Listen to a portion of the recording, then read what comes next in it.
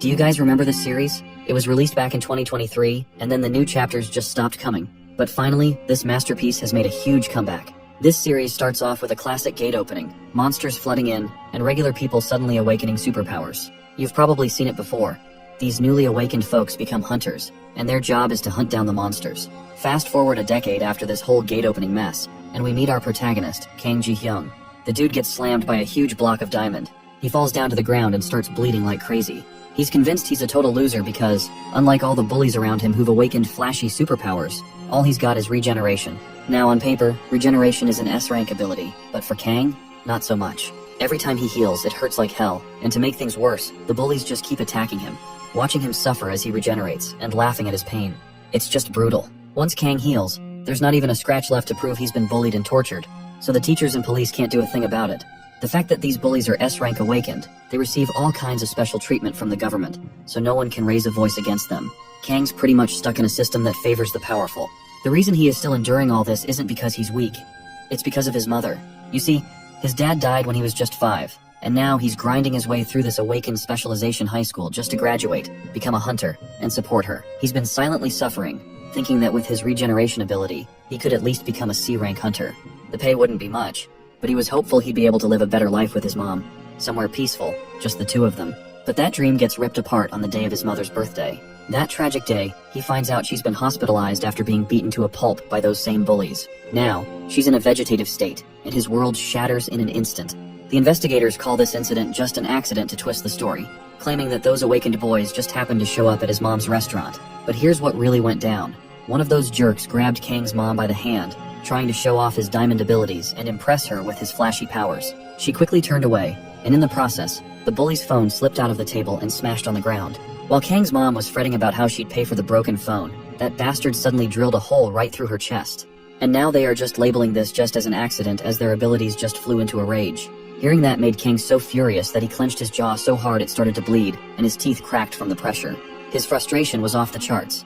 He knew this wasn't a coincidence or some rage-fueled accident. This was murder, plain and simple, and in that moment, he transformed into a literal bloodthirsty, broken monster.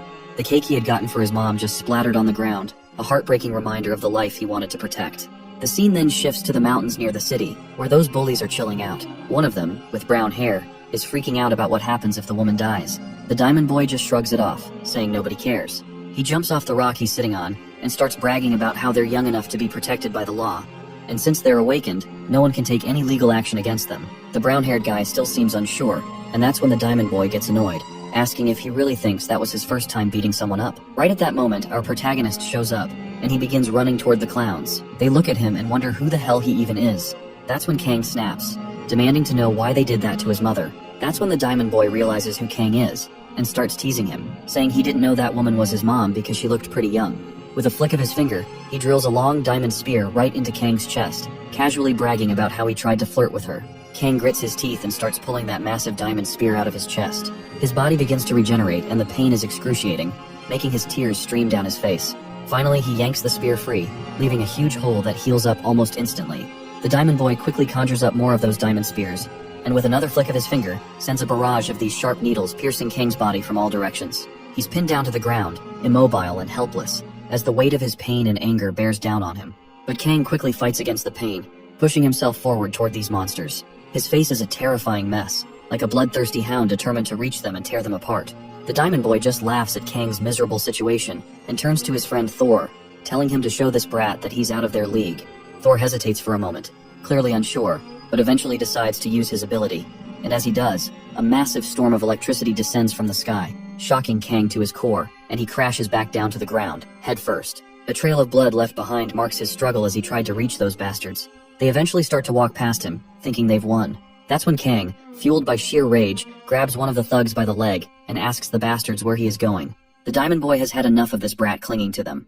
He solidifies his fist with diamonds and delivers a devastating blow right to Kang's head. He then withdraws his hand and swings back, landing another skull-cracking punch, continuing the beatdown until Kang's face is a bloody mess. Then, the bastard thrusts his diamond fist right into Kang's mouth, leaving him gasping. After that, he calls out to his friend Sandman to start digging. Sandman promptly begins to dig a hole while Kang trembles and curses them. The gum eater asks what they are going to do with him, to which the diamond boy just tells him to shut up. That's when hundreds of diamond shards spring up around Kang, all aimed to cover him up. He curses these bastards as the shards begin to form around him and surrounds him completely. Finally, Sandman shovels dirt over him, sealing Kang in a diamond-made coffin, leaving him trapped in darkness. While trapped inside the diamond coffin, Kang continues to scream the F-word over and over, pounding against the coffin in desperation. But deep down, he knows there's no way he can break free from the diamonds. As the air starts to run out, he begins to suffocate, and eventually, he starts to lose consciousness. But his regenerative ability forces him to stay awake, and each second in that diamond prison becomes a torturous experience.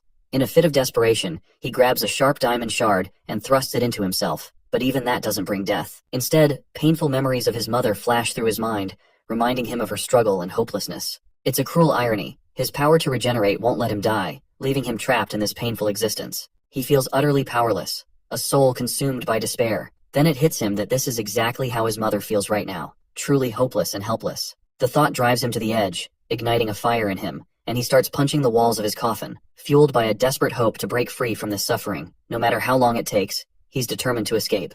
He spends hours yelling and pounding the coffin in front of him, but there's no one in the mountains to hear his cries. Here, we're going to take a pause, and I'll explain how the new version of this comic has changed Kang's regeneration ability to an exoskeleton manifestation ability, which helps him harden his body. Instead of getting stuck in a coffin, the new version introduces the concept of the Red Gates. When those bastards were bullying him, a red gate popped up, and instead of reporting it to the authorities, they threw Kang inside it. Basically, a red gate is a phenomenon where a gate turns red, and monsters do not come out, though not much else has been revealed about this yet. The reason for this is that no one has entered a blood gate and come out alive. The place is crawling with every kind of nightmare monster imaginable, and Kang fell prey to those monsters. New research has shown that those who enter a blood gate become monsters because of the mana inside. Kang becomes one of the monsters within the gate and tears every other monster apart. That's how he transforms into this badass character. After some time, he finally busts out of the red gate, stronger than ever thanks to this mysterious regeneration ability he got from the red mist. And his exoskeleton also got stronger after getting shredded by monsters over and over.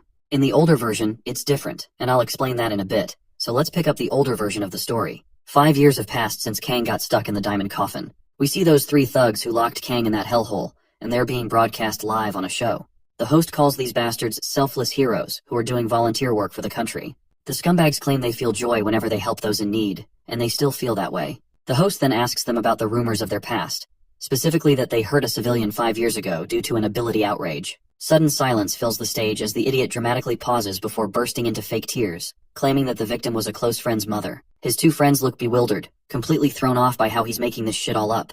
Then, the Diamond Boy claims he apologized to Kang but hasn't been able to reach him since. He insists he wants to apologize again and is genuinely sorry for what happened. Just as he says this, the main gate of the stage is flung open, and it comes flying towards the Diamond Boy, who quickly saves himself with his diamond abilities. He feels annoyed as he glares at whoever dared to interrupt his little show. As the mysterious figure steps into the spotlight, panic erupts in the hall, with everyone running for their lives. The monstrous entity begins to walk forward, each step shaking the ground beneath them. And I'm pretty damn sure that this monster is none other than Kang, who is now staring straight at the Diamond Boy, filled with rage and a thirst for vengeance. In that moment, Kang lunges from his place, and before the Diamond Guy can even react, he sees a punch aimed right at his face, ready to give him some serious brain damage. Just as the tension reaches its peak and we're about to witness the bloodbath, the scene transitions back to the time when Kang was still trapped inside that diamond coffin.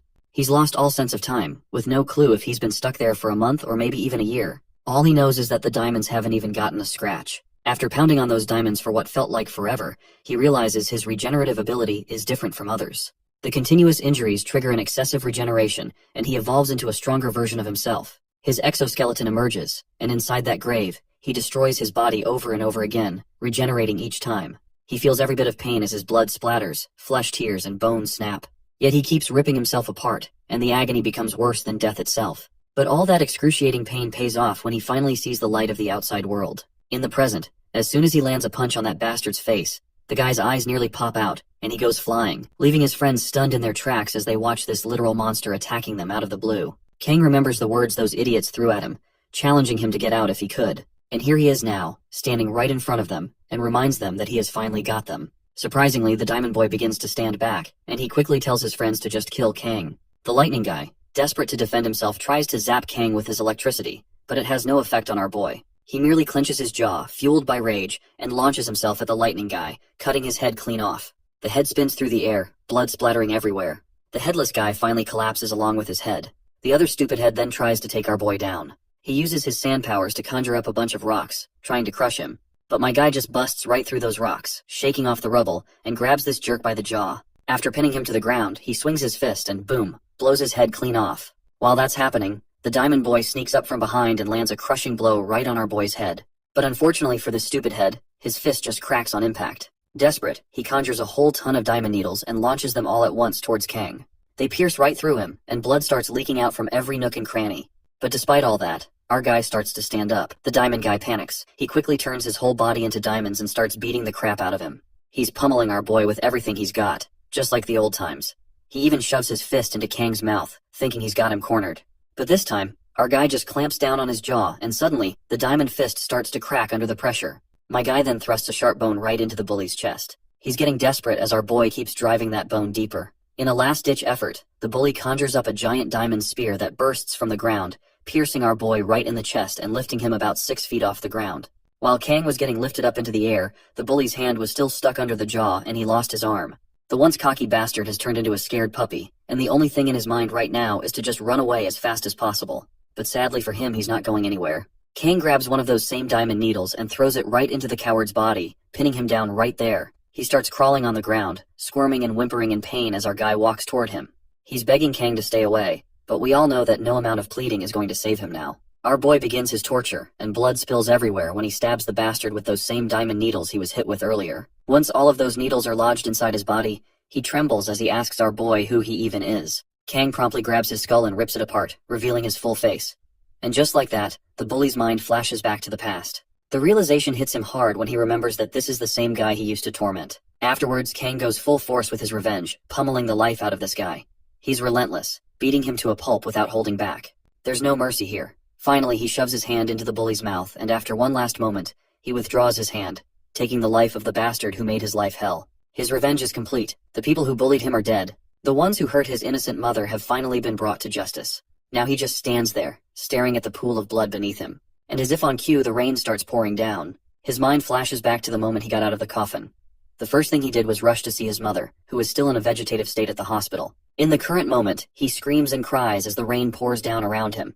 Meanwhile, another lively day dawns in the mountains. A massive monster gate stands wide open, and it looks like someone has already taken care of all the monsters that tried to come out of it.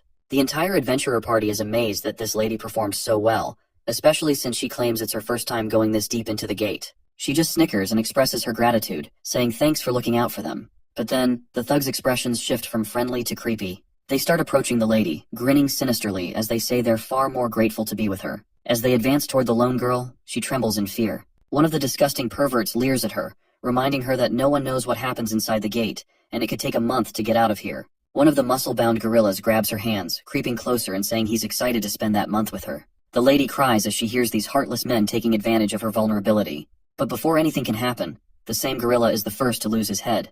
The others turn around to see who just beheaded their friend. Not surprisingly, it's our boy, looking nothing short of a monster. Even the adventurers think they might have left a real monster behind while clearing out the area. They start launching their attacks, but nothing hurts him. All that fire and purple energy just disperses like it's nothing. A guy with a sword lunges at our boy, but as soon as his sword hits those sturdy bones, it shatters into pieces. The man watches helplessly as his shiny sword crumbles, just before he too drops dead. The remaining clowns freak out, questioning whether monsters like this even exist in the gate. But before they can yap any more nonsense, our guy swings his hand, and they lose their heads in an instant. After cutting everyone down, he strides over to the lady, who's trembling and crying her eyes out while he looms over her like a total badass. He looks at her, head raised high, but as the tears stream down her face, she starts thanking him for saving her life. In response, he politely reciprocates the gesture by cutting her head clean off, and she dies instantly. As he stands there, reflecting on his choices, his mind flashes back to that little moment when he had killed the bully. Suddenly, a lady pops up from behind and asks him how he feels now that he's gotten his revenge. She introduces herself as Lee Yuman, the head of Korea's Hunter Association. Kang turns at the sound of her voice and asks how she even knows him. She explains that she's been watching him ever since that incident 5 years ago when his mother got messed up and he was buried underground. Without hesitation, he launches himself at her. His punch barely inches away when she suddenly says she can save his mother. He stops dead in his tracks, but the force of his swing sends debris flying. He asks him what in the hell she is talking about, and she promptly tells him that she can wake his mother up because she's the only S-rank healer around. Kang then asks her how he's supposed to trust her. She reminds him that it wasn't the hospital keeping his mother alive all those years while he was buried underground. Once he hears this, Kang cuts to the chase and asks her what she wants in return. The girl smiles and explains that the problem is the hunters are too strong. Most military forces are no match for them, and there are even hunters stronger than nuclear forces. Thanks to them, the monsters inside the gates have mostly been wiped out, but the gates themselves didn't disappear. Now, without monsters, those gates are being used as pathways, and nations are using them to wage wars with hunters. Even Korea doesn't have enough hunters to fend off the Japanese hunters invading their territory. But now that our boy is here, she believes he's the only one who can handle this. She explains that if they respond to the Japanese with their own hunters, it'll escalate into total war. But a monster like him shouldn't be a problem, so basically, she's asking him to do her dirty work, and in return, she'll save his mother. In the present, that's precisely why he killed that seemingly ordinary girl, because she was Japanese too. Every time he thinks of his mother, he's fueled to take on any job necessary to save her. The scene shifts to Japan, inside the Prime Minister's official residence. The Big Cheese is addressing his Minister of Defense. He asks if there are any strong monsters lurking inside the gates, to which the secretary replies no. Then, the old man asks if there are any strong hunters in Korea. Again, the secretary says no. And that's when the Prime Minister flips and sternly asks, why haven't their hunters taken over Korea yet? The bald guy you see before you is Prime Minister Ryuzaki Juto, and the secretary quickly apologizes, promising to fix this situation. The old man wants to know what he's going to do, and the secretary insists he'll handle the issues himself. Apparently the Minister of Defense is also actually Japan's #1 hunter, Iko Kageryu. After that tense discussion with the Prime Minister, he walks off, telling his secretary to prepare his sword right away. The lady asks if he's going to go alone, and he responds positively. She points out that this might come off as rude, but the hunters sent before were all elite, so why not take some backup? Of course, that comment definitely came off as rude, especially since the guy is actually the #1 hunter in the entire country. The lady quickly apologizes for her absurd suggestion. Once he steps through the gate, he walks through the tunnels, cursing the soldiers who died here in this third-rate gate. Suddenly, some monsters jump to attack him, but he slices them left and right while thinking how those bastards got taken down by the creatures like this. As he walks, he notices something odd up ahead, and it's our boy, sitting right on top of a pile of dead bodies belonging to Japanese hunters.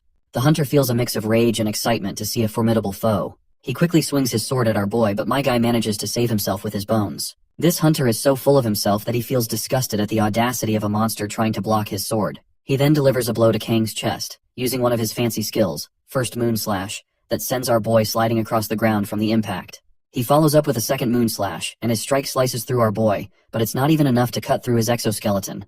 The hunter goes for a third Moon Slash, but this time, my guy ducks and swings his hand, and just as he's about to take off this bastard's head, the hunter quickly slices through his hand. As the chopped hand flies off, the hunter swings his sword once again, and we find out that his head has been chopped off as well, which just rolls down over the ground. Kang's eyes roll away, and memories of his father flash through his mind. He recalls how his dad was always busy with work but was warm and friendly, something he really appreciated. Tragically, his father passed away saving him. He pushed his son out of the way, and himself got hit by the bus. With his dad gone, their business fell apart, leaving them buried in debt. His mom worked herself to the bone to make ends meet, and whenever he asked if she was having a hard time, she'd smile and say she was okay. Every night he couldn't sleep and cried because he couldn't bear to see his mother struggling and in tears because of him. He thought she shouldn't have to suffer for someone like him. So one day he grabbed a cutter and started to slice his wrist, thinking it would set her free. Just then, his mother walked into the room. When he turned to her, tears streaming down his face, he revealed that he was awakened. At that moment, he hugged her tightly and promised that he was going to become a hunter and make her happy. At least, that's what he thought until she ended up in the hospital. He remembered Lee Yuman's words echoing in his mind. She told him how the balance of the world was broken, and that many nations had already been conquered by hunters. She warned him that Japan was their biggest enemy and begged him to become their monster, to hunt down those hunters. In the present, the hunter proudly claims he's Japan's strongest hunter. He sheathes his sword and mutters to himself about how he's already wasted too much time, and decides he needs to head to Korea himself. But just then, he's shocked when Kang's skull bites down hard on his foot. He looks at the skeleton and is baffled by how this is even possible. He can tell it has some sort of regeneration ability, but he literally just cut off its head, so how is this happening? While wincing in pain, he quickly grabs his sword and slashes down at Kang's skull again. Afterwards, he uses his moon ability, and suddenly, a pentagram pattern appears right under their feet, and the hunter vanishes from his spot, moving at lightning speed. A bunch of Moonlight clones appear, all heading straight for Kang. They unleash the 12th Moon Slash, obliterating Kang into tiny bits and pieces. The force of the slashes scatters the remnants of our boy everywhere. Bits of him even pop out of the portal, and the final strike was so intense that it destroyed a mountain outside after it got hit by those stray slashes. Even inside the dungeon, the rocks have been cut into blocks. The hunter finally relaxes, moving forward as he drags his bitten leg, muttering to himself about how he didn't expect that creature to bite him. He decides to heal it right away, but just as he's thinking this, a bone thrusts into his other leg. The guy starts sweating as he feels an immense deathly aura coming from behind. Of course, it's our boy, still coming for him. Even after losing all his flesh, Kang isn't about to let this bastard get away. He's here to finish what he started. The hunter grabs his sword once again, unleashing all his fury. But we don't know what happens next, and the scene transitions to the outside of the portal in Japan, where the Prime Minister, along with an entire entourage of hunters, stands by the gate. And these guys aren't just any weaklings. They're the Ministry of Defense's elite hunters, all gathered here. The secretary asks if they really need this many people to handle just one gate. Baldy then reminds her that it's been 3 days since the Secretary of Defense went inside, so he is worried, wondering why he hasn't come back out yet. Just as they're talking, the head of Japan's top hunter falls at their feet, and out pops our boy through the portal. The Prime Minister screams in panic, but his annoying yelling is cut short when a quick slash takes off his head. The scene transitions back to the Korean Hunter Association, where the assistant asks the head of the association if Kang can actually win against Japan's top hunters. Well, the head of the association is already aware of the dangers, so she just smiles and asks the assistant if he's not at least curious about whether Kang is going to win against them or not. Just as she says this, the scene cuts back to our hero, who gets hit by a massive counterattack from none other than the Prime Minister himself. Surprisingly, even after getting his head cut, it just heals back. The force of his punch is so powerful that the ground beneath them shatters into pieces, and the remains of our boy scatter across the area like minced meat. Well, it turns out Japan's Prime Minister, Ryuzaki Juto, isn't weak at all. In fact, he's Japan's number 0, a triple S rank hunter, so there is no brainer that he obliterated Kang with just one punch. Before we dive back into this heated battle, let's take a quick step back in time. Almost 3 years ago, most of the monsters from the gates were subjugated, and the only powerful entities left in the world were the very hunters who saved the world, so the people around the globe started fearing the power of the hunters. A few countries tried to eradicate the hunters, but, well, that didn't go as planned for obvious reasons. The hunters around the world either struck deals with their nations to coexist or conquered them outright, and this is how each finds their own way to gain supremacy. Japan was one of the countries that fell to a hunter, and the reason was straightforward: the Prime Minister, who happens to be a triple S rank hunter. He was aggressive even before he awakened, and once the hunter system appeared, he set his sights on taking control of South Korea as well, but his plans hit a snag as soon as our boy stepped up. Even after taking that devastating punch, Kang regenerates back to his former self. As he stands up once again, the hunters who came with the Prime Minister quickly launch themselves at our boy. One of them swings his weapon, trying to behead him, but instead, he ends up getting beheaded himself. The other hunter finds his face crushed in the process. The Prime Minister and his goons can only watch in horror as our guy stands in front of them, totally unfazed. They all get angry, and the Prime Minister grows increasingly aggressive as well, making it clear that anyone who moves from their spot will be killed personally by him. His words hang heavy in the air, leaving everyone stunned in silence. As our boy marches forward toward the Prime Minister, the scene transitions to a cold day with snow falling gently. There, the Prime Minister discovers a young boy out in the streets, shivering and on the verge of freezing. He asks the boy what he's doing out there, but the little one doesn't respond right away. Instead, he looks up at the Prime Minister and asks who he is. In the background, TVs are broadcasting the Prime Minister, but surprisingly, this kid doesn't seem to recognize him at all. That's when Ryuzaki tells him to come with him because it's too cold outside. And just like that, he takes the boy under his wing. As they walk, Ryuzaki asks the kid his name, and the boy replies, Kageryu. This is the same Kageryu our boy killed in the gate. Seeing the head of his most cherished child absolutely enrages the man. In a flash, he delivers a punch that sends Kang flying. But Ryuzaki isn't done. He follows up with a barrage of punches, each one more devastating than the last, until Kang's head is blown clean off. As our boy falls backward, his brain and head destroyed, Ryuzaki unleashes a terrifying power that burns and obliterates everything in its path. Kang is reduced to nothing but a pile of bones, and everyone praises the Prime Minister for his stellar performance, which is something that was already expected of him. He extends his hand to grab the head of his child, but before he can reach it, we see our guy piecing himself back together, even after being obliterated into bones and dust. The Prime Minister's eyes widen in shock, and his mind flashes back to the past, where we see countless dead bodies of other hunters. The one who finished them off is the same kid, Kageryu. The Prime Minister apologizes for making him do such dirty work, but Kageryu reassures him that it's all right. He's just glad that Japan is finally in their grasp. That's when the Prime Minister mentions their plans to take over South Korea and China as well, so he reminds him that he might die next time, and if doesn't want to fight, he can quit. But Kageryu quickly reminds him that he was the one who took him in when he was dying in the cold, so he intends to repay that debt for the rest of his life. However, there's one thing he requests from the Prime Minister. He wants to call him father. The Prime Minister calls him close-minded, and reminds him that it goes without saying that he is his son by now. In the present, the atmosphere has become unbearably tense, and the ground beneath everyone's feet turns to lava due to the Prime Minister's uncontrollable anger. One of the hunters, a lady with ice powers, quickly freezes the ground, because she does not want to get incinerated with this scorching lava. She shouts out to the Prime Minister, who's completely lost control. He no longer resembles a human. Instead, he looks more like a terrifying creature made of fire, who is literally melting everything around him as if it were butter. But my guy is just cool as cucumber, and he begins to take confident steps forward. The mountain becomes a volcano which is on the verge of erupting, and as we speak, it erupts right away. The Prime Minister has fully transformed into an abomination, a being of pure magma, ready to melt everything and everyone into ashes. With a single gesture, he unleashes scorching flames that start to incinerate our boy. His flesh disappears, burning away, but he still leaps from the ground toward this bastard. The Prime Minister unleashes even more magma from the ground, and it starts burning away Kang's bones. The whole place descends into chaos as the other hunters retreat in panic, desperate to save their own lives. The sheer heat and destructive power turn the entire mountain into a massive, lava-covered volcano. Finally, Ryuzaki begins to calm down, silently watching as Kang is swallowed by the volcano he created. But despite being consumed by the lava, Kang's mind is still fixated on reaching Ryuzaki. The Prime Minister knows this isn't over yet, so he summons Hanami, the ice-powered lady. She promptly appears, removes her glove, and begins cooling the surface of the lava, forming a solid layer to trap Kang beneath it. As the surface hardens, Ryuzaki bids a final farewell to Kang, telling him to melt forever underneath the lava. The scene then transitions to South Korea, at the Kang Guild. There, we see a lady trying her hardest to heal a particular hunter, and this hunter is the same guy who messed with Kang's mother and ended up getting his ass wiped out. But it looks like he hasn't kicked the bucket just yet. Things on the mountain have finally started to calm down, and the Prime Minister tells his hunters that only the highest-ranked ones will stay, while the rest must return. Everyone agrees, and meanwhile, we see Kang's hand pushing through the solidified layer of molten lava, violently moving around. He's thinking to himself about how these fools are messing with lava like it's a big deal when, to him, it's just a tickle. You see, inside a blood gate, he experienced heat tens of thousands of times more intense. If you're not aware of these red gates, I will remind you that the creators of this comic actually changed his abilities in the new serialization of the comic. In this version, he gets stuck inside the blood gate, where he goes through torture and stuff by the monsters in the gate. Personally, I preferred the old origin story for his powers. What do you think? Which version did you like the best? Let me know in the comments. Though even though this fire is nothing to him, still the pain is unbearable as always.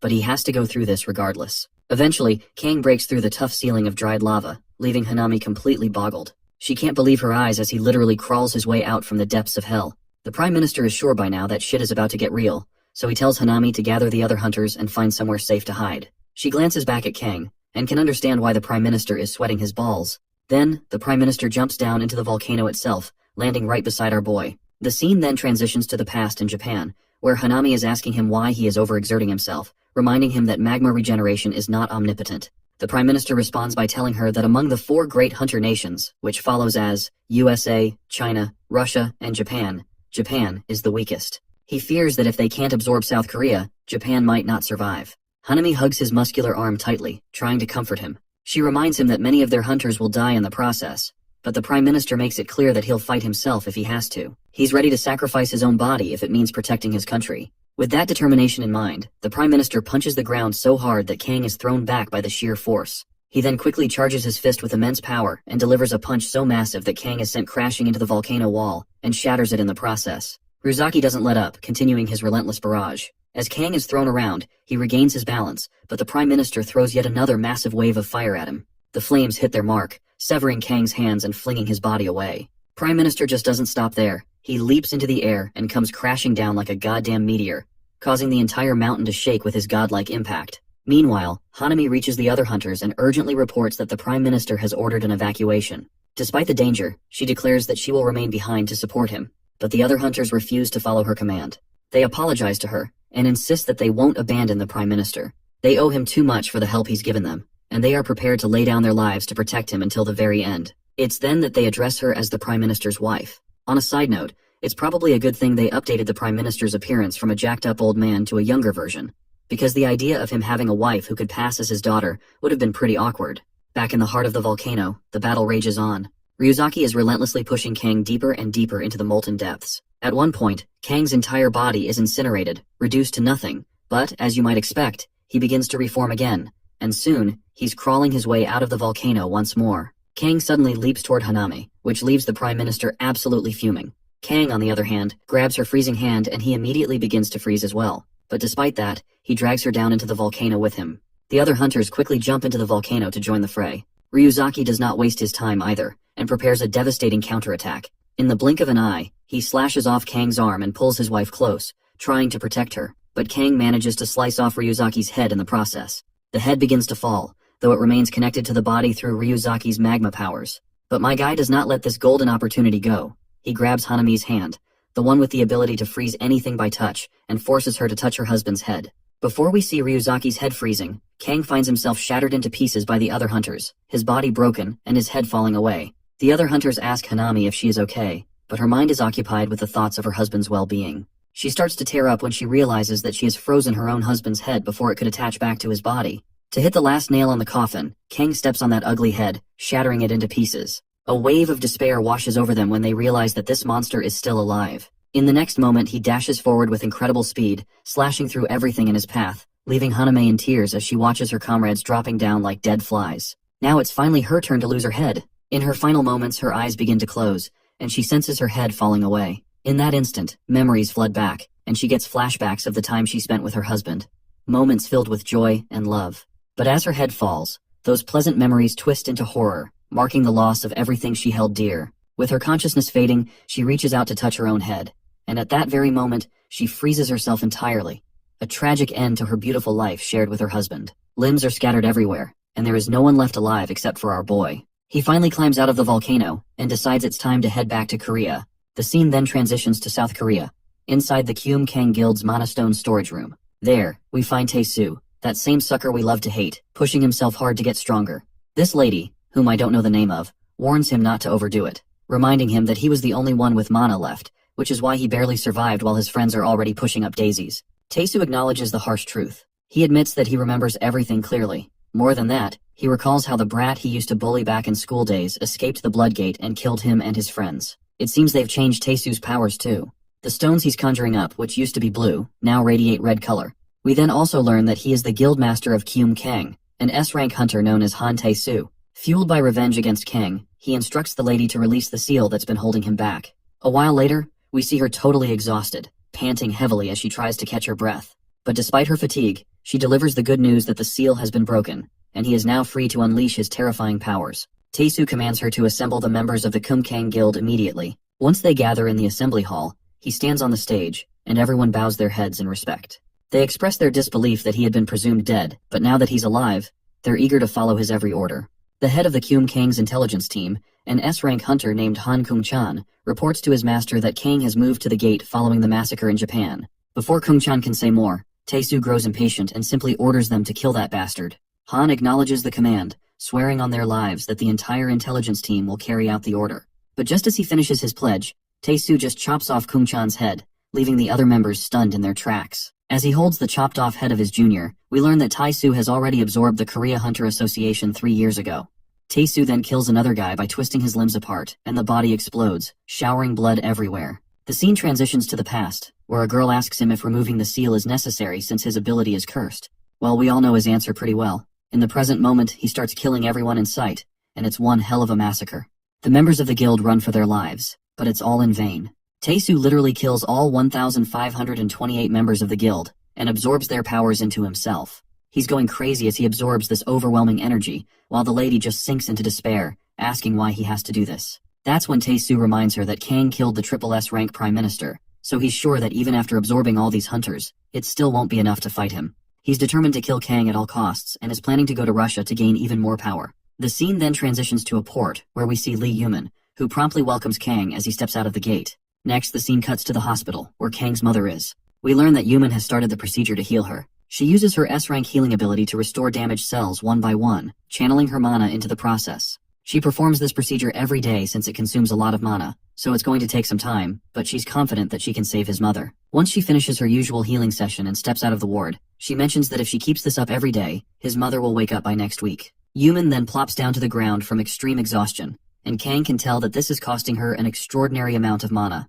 He's curious about why she's putting her health on the line for this. She grabs his hand as she is sweating profusely, and insists that he has to survive. Right at that moment, green energy begins to shimmer as she holds his hand, but Kang quickly yanks his hand out of her grasp.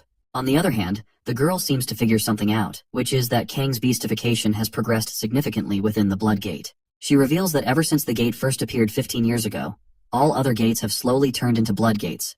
Since Kang escaped one of the red blood gates, the change started to accelerate. As a result, all the gates worldwide are turning into blood gates, and the mana flowing from them is giving him strength. In terms of mana flow, if a regular gate is a hole, then a blood gate is a passage connected to somewhere, and something is coming through it. That something is looking for Kang. Right on cue, terrifying creatures start popping out of those red gates, and everything descends into chaos as everyone begins to lose their minds. It's just a massacre everywhere. The scene then shifts to the office of the President of South Korea, where the entire presidential building is covered by a shield. Inside, the president is freaking out, demanding to know why the Kang Guild isn't answering them.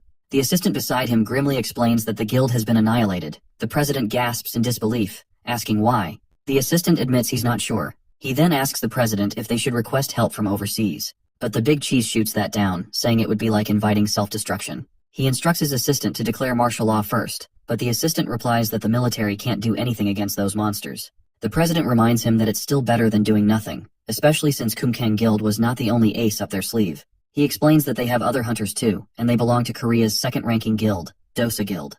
The first A-ranker is John Woo-jin, and the lady beside him is Kang Se-hee, who's also an A-rank. Then there's Korea's third-ranking guild, known as Vinyl Guild. Their top A-ranker is a guy called Vinylman, while the lady is a shooter known as Superwoman. As for Korea's fourth-ranking guild, that's the Yanghak Guild. They have an A-ranker named Yang Hak and another A-ranker, Nam Junyoung. As we speak, these hunters are already working together to fend off the terrifying monsters coming through the gates. But it looks like I wasted my breath introducing this bunch of hobos for no reason, because these idiots have already been defeated, crushed by just a palm of the monster's hand.